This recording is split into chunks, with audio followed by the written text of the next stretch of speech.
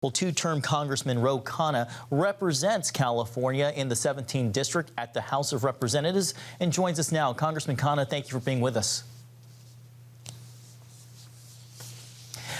Congressman, your state is among those seeing a big rise in cases. Do you agree with Governor Newsom's call to shut down businesses, and do you worry that it could hurt the already struggling economy?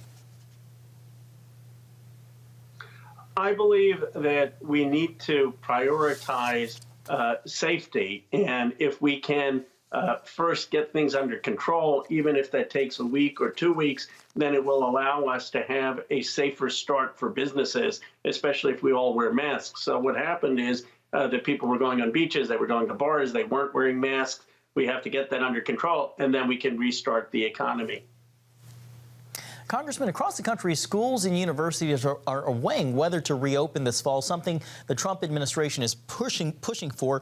What's your take? Should kids return to the classroom in August or September? I think it has to be case by case. I hope people are able to return and able to return safely, but we have to look at different places should be done differently. I mean, in LA, where there is a huge issue, there it probably doesn't make sense. In other parts of the country, which may be more rural, which may not have the same density or positivity of cases, it makes sense. So I don't think there's a one-size solution for everything. We have to let localities make that decision. Today, the Trump administration announced it will rescind an order that would have blocked international students from living in the United States if they were only taking online classes. I imagine you agree with that move, but what do you think caused the about-face?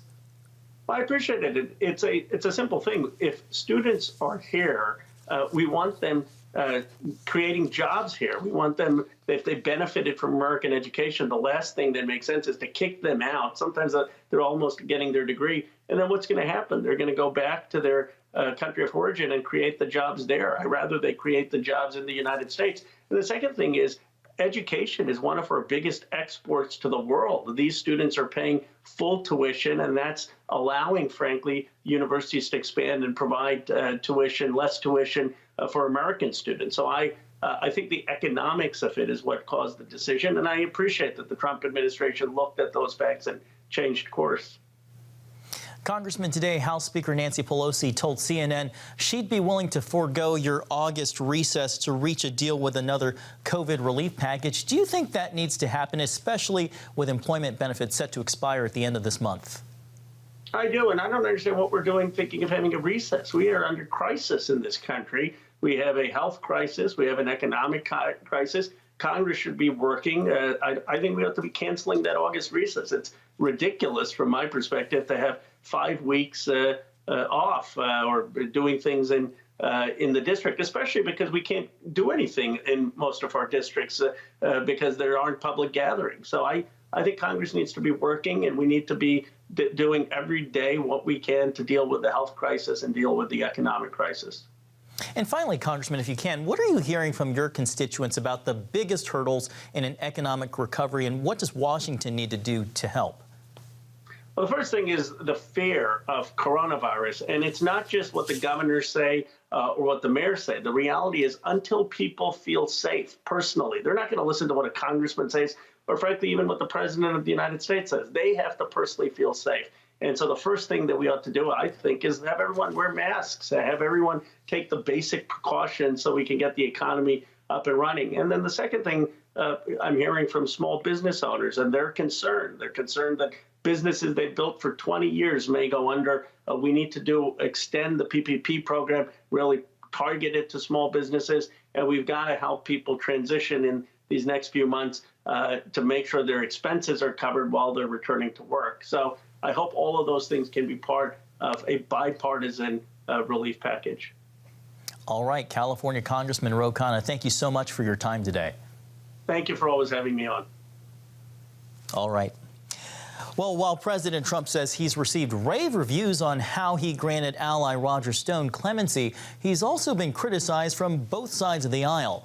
One person who, as you can imagine, is more than pleased with the move is Stone himself. Today, he talked exclusively with CBN's David Brody, who joins us now with more. David, what was Stone's mood like when you talked with him, and what did he have to say about the situation? Well, he was jubilant, as you might imagine, and relieved for sure. A different Roger Stone than when I spoke to him about a month and a half or so ago, when he wasn't quite sure what was going to happen. But now, obviously, he feels relieved. Let's do a quick backstory here. He gave his life to Jesus Christ about 5 months ago in January of this year at a Franklin Graham rally. 2,000 people packed in Florida at an outdoor rally before coronavirus. And about 500 or so people said the sinner's prayer, did an altar call. Franklin Graham was there. And the rest is spiritual history. Roger Stone giving his life to Jesus. And that's part of our conversation and what we talked about today. And he says that he's a different Roger Stone now, that yes, before there was a lot of bravado and showmanship. There might be a lot of that still, but the difference is he's not going to be so cutthroat in the future. This is what he said about the word revenge. Here's the big difference, David. Yeah. In the old days, I would have wanted revenge. I would have wanted to take revenge against every one of them. But now I realize that vengeance is God's. It's not mine. In other words, they will get their just due. They will get it from a vengeful God. The vengeance, according to Hebrews, I think it's 30:31, belongs to God. He knows who the bad guys are. I don't have to worry about it anymore because it's in his hands. There is nothing worse than being, in the eyesight of a vengeful and living God. So I no longer am obsessed with, the Sicilian concept of revenge, which generally speaking is a dish that tastes best when eaten cold. Typical Roger Stone. Look, he feels vindicated. He says there was tons of prosecutorial abuses against him. He calls it the deep state, all of that. He went even further in our interview, actually calling his opponents satanic. Have a listen. Those who are trying to undo this president, those who are trying to destroy me, trying to destroy Michael Flynn, who's a very good man and a great American patriot, war hero, I do believe they're satanic. I do believe they don't believe. I think they believe in the New World Order. I don't know if they worship Moloch or they worship no one or they worship Satan, but they don't share our values. That's clear to me. And they cut corners. And what's outrageous is their arrogance, their moral superiority, when in fact they have no morals at all. Just to be clear, you said satanic. Who are you referring to specifically? I'm sorry. I don't believe the Clintons are really Christians. I don't believe that any of these people involved in my prosecution are really believers in God, whether they be Christians or whether they be Jews. I think that they are truly evil. And they make fun of our religion. They look down on it. They look down on these elites. They look down on our belief in Jesus Christ.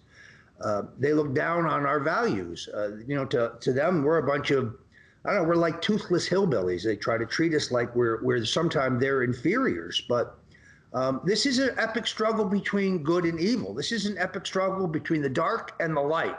I really believe that. John, we reached out to a spokesman for the Office of the Special Counsel. Remember, that office is no longer valid. It's done. So they're the former Office of the Special Counsel, but a spokesman there said, we will decline comment regarding the satanic charges by Roger Stone. John? So, David, the big question, I guess, is what's next for Roger Stone? Did he talk about that?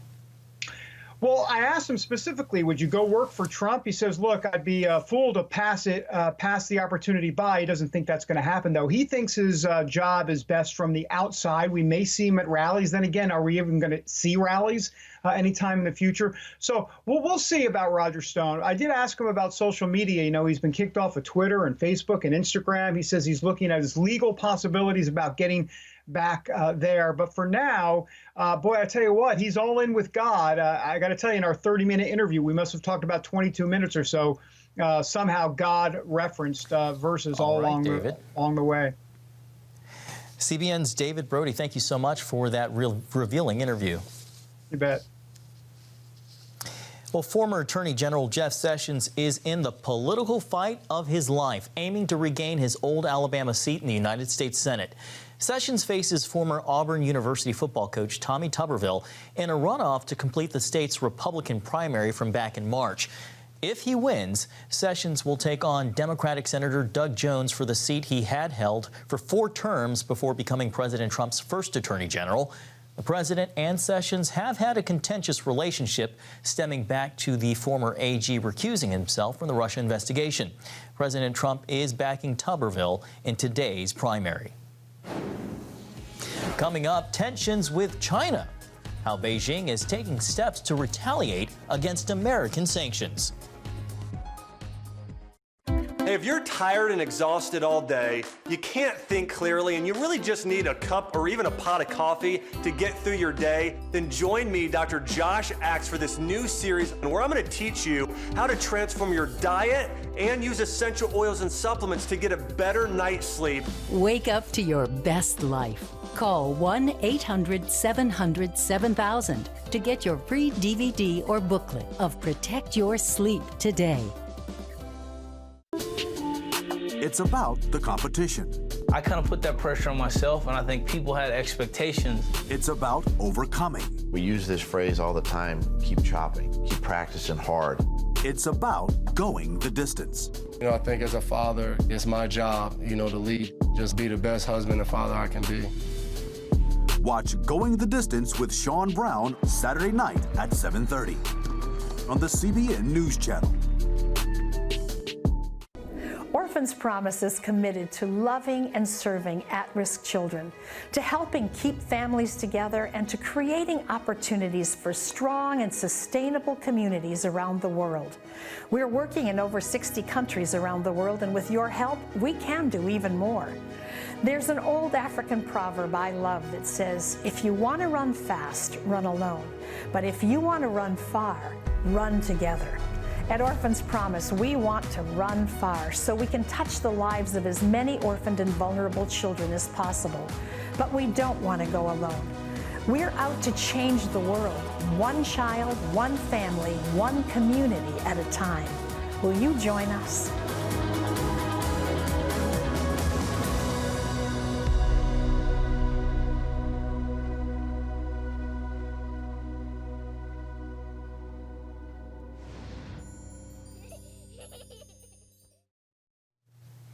China is striking back against some American lawmakers as tensions between the two countries continue to boil over.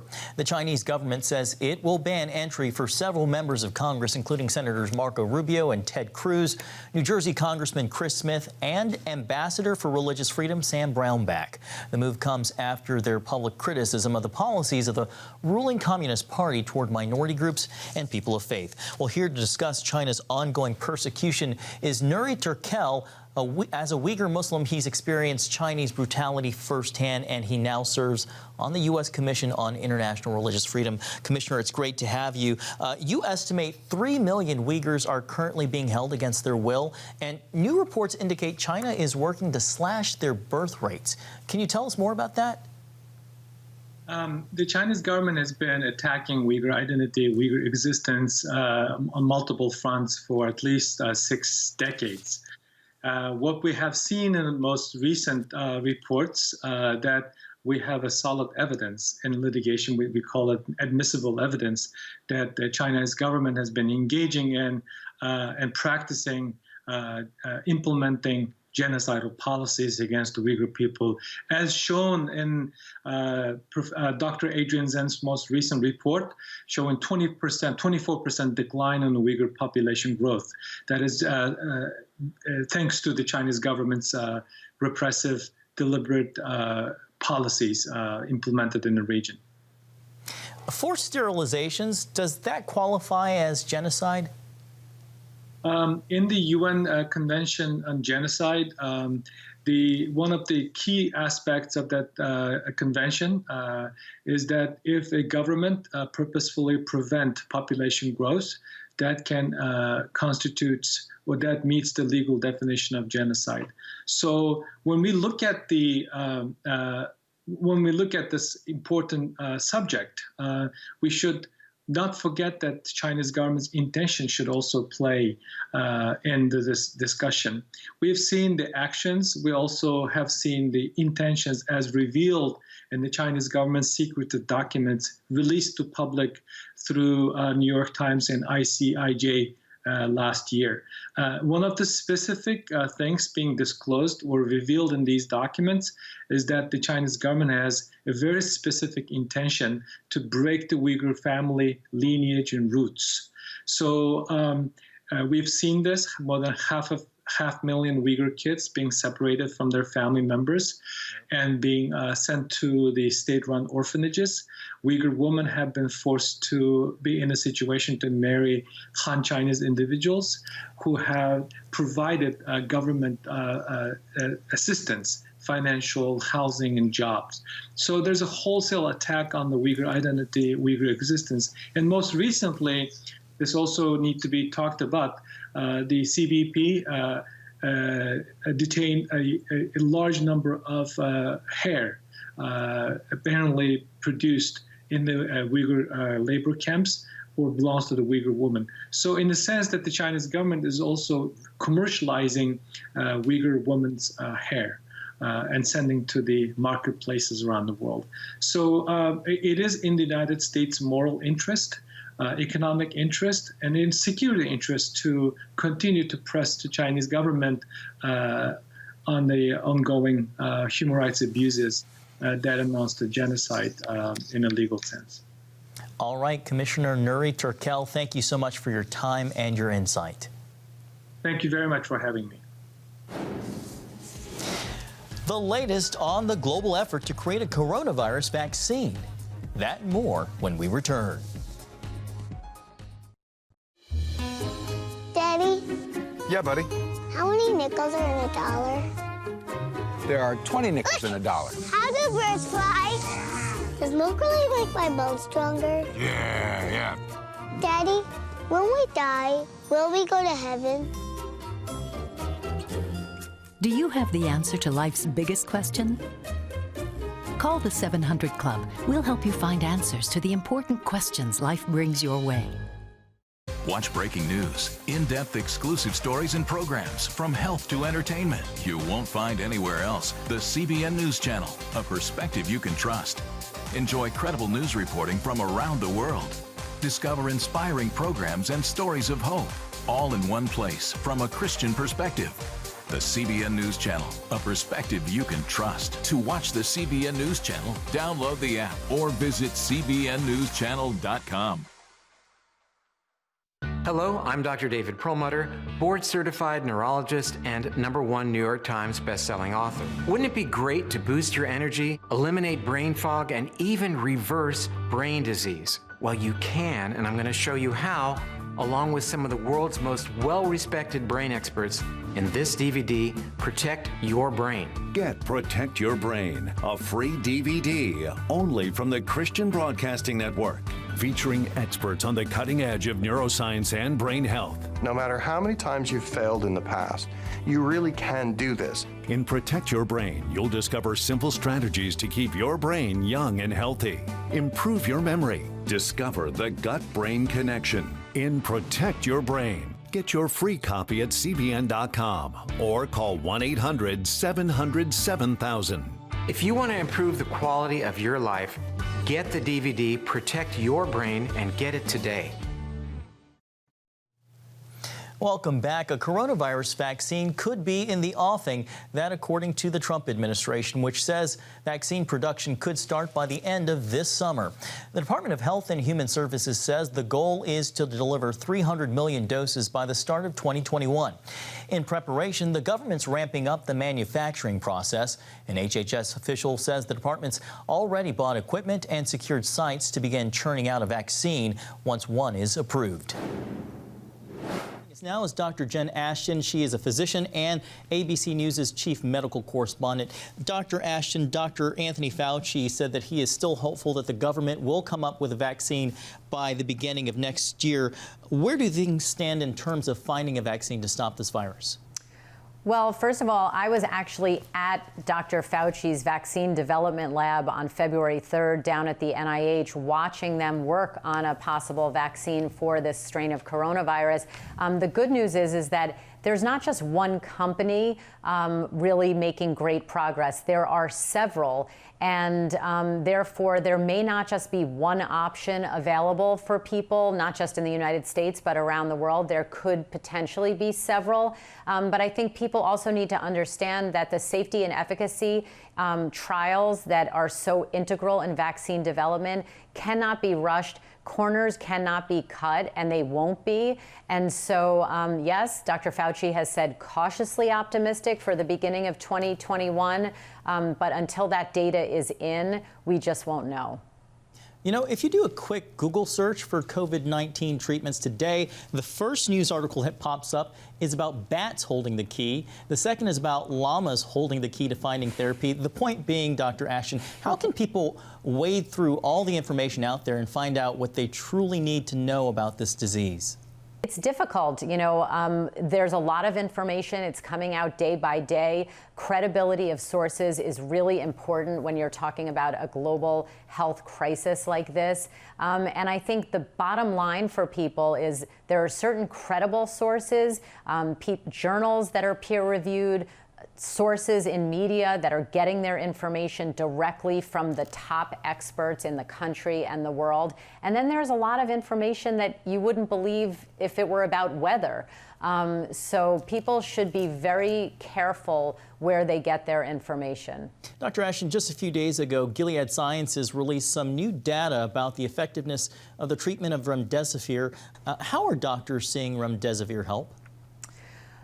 Well, first of all, the published data about this IV antiviral drug has shown that it shortens the duration of symptoms by about 4 to 5 days. That's significant for sure when you're in an intensive care unit setting, because it's not just cost involved, but medical risks with each day that someone remains in an intensive care unit. However, we have to wait for a mortality demonstrated benefit. So does a drug save lives? And right now, there is not conclusive data that remdesivir does that. Right now, it's a good tool in our arsenal, but to be crystal clear, intensivists, infectious disease specialists that I'm in touch with on a regular basis, it's not just about using remdesivir. They're using a lot of other drugs at their disposal, and some of those drugs are facing shortages because of this. Finally, Dr. Ashton, we only have about a minute left, but if you look at places like New Zealand, a COVID-19 free country now, you see that it's possible to stop the spread. Is that possible here in the United States? Well, I think it's a complicated answer. It's partially yes and partially no. Number one, behaviorally, yes, it is possible to make a major dent and block the rapid spread of this virus. Is it possible to eradicate it here in the United States? We are not the same country as New Zealand. We are significantly bigger in every way. So we can't extrapolate here apples to apples. But I think people need to remember that behavior has shown very clearly here in the United States to really matter when it comes to transmission. So keeping as much distance apart, wearing a mask, and keeping our hands clean right now is the best we can do, and it's really the only thing we can do. Adhering to those guidelines. All right, Dr. Jen Ashton, we always appreciate you being with us. Thanks for having me. Time is running out. Some last-minute tips to make sure you're good with Uncle Sam ahead of the tax deadline when Faith Nation returns.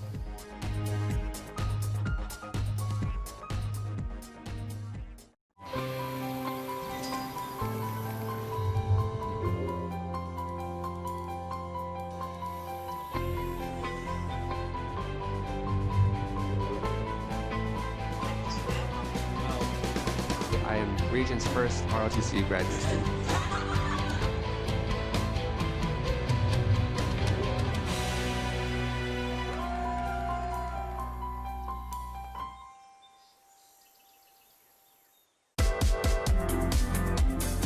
Meet the pastors who are preaching the gospel in a fresh, fearless way.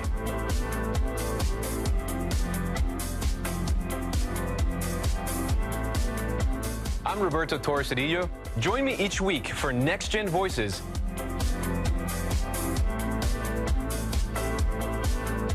And watch God transform a generation.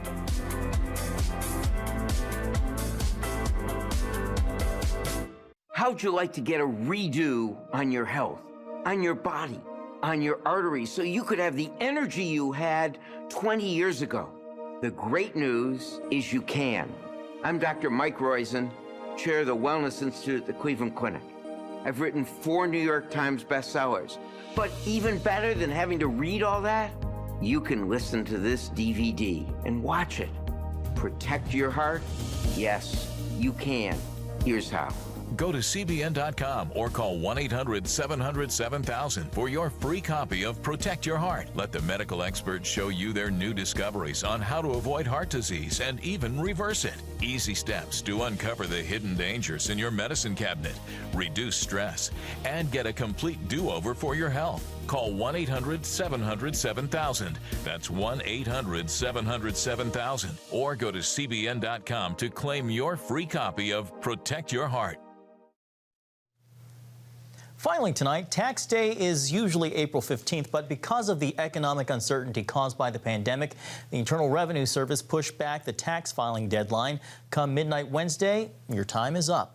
Tomorrow's deadline is for federal income tax filings, depending on where you live. State rules vary, though many are following the July 15th timetable. If you still need more time, though, it is possible to request an extension, but you do have to file for it. That paperwork also has to be completed by tomorrow. And if you owe money to Uncle Sam and need a little extra help, you can work with the IRS to set up a payment plan. Hopefully some helpful advice. Thanks for watching Faith Nation. We hope to see you again tomorrow.